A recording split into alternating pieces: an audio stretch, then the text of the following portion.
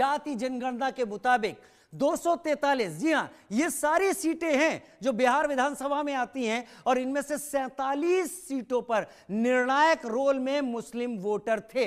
मेरे साथ आप जो ग्राफिक्स यहां पर देख पा रहे हैं बहुत जरूरी है। यहां पर 11 सीटों पर तो 40% से ज्यादा मतदाता मुस्लिम थे, यानी बहुत बड़ा टर्नआउट एआईएमआईएम अपने फेवर में ले जा सकता है। यहां पर सीमांचल के कुछ हिस्सों में मुस्लिम वोट बैंक 70% से भी ज्यादा है।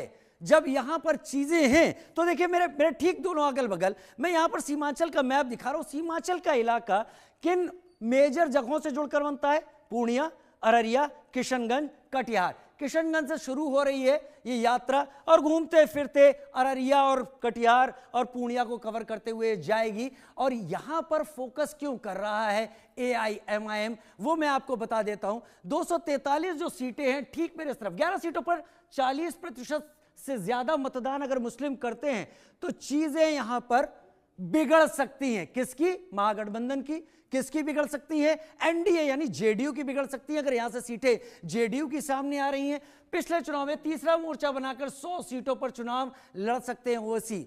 ओवैसी का बिहार आना, राज्य से बाहर यानी हैदराबाद से बाहर निकलकर एक ऐसी जगह बनाना जहां ओवैसी ने वाकई पिछले चुनाव में अपनी जमीन पक्की कर ली थी।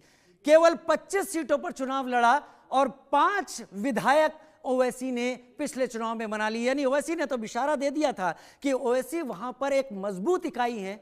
हालांकि जब बाद में चीजें चली तो 4 विधायक जो जीते हुए थे वो आरजेडी में चले गए और ये दर्द असदुद्दीन ओवैसी को लगातार है कि उनका एक ही विधायक रहा। अख्तरुल ईमान जो कि एआईएमआईएम के बिहार के अध्यक्ष हैं, उन्होंने इंडिया गठबंधन को लेटर भी लिखा। सीमांचल के कुछ हिस्सों की बात हम यहां बता रहे हैं। ये 2023 का बिहार का जाति जनगणना के मुताबिक हम एक गणित बता रहे हैं जिसको देखकर अभी तकरीबन सभी पार्टियां सवाल कर रही हैं, सभी पार्टियां चीजों को रख रही हैं। अगर 100 सीटों पर चुनाव लड़ सकते हैं ओवैसी, तो क्या ओवैसी एक बड़ा डेंट डाल सकता है? क्योंकि 100 सीटें जितनी हैं वो 100 सीटें सभी सीटें हो ऐसा नहीं है 243 में से, लेकिन जिनकी मेजॉरिटी हो सकती है, जो सरकार बना सकते हैं, उसको इधर से उधर कर देती है।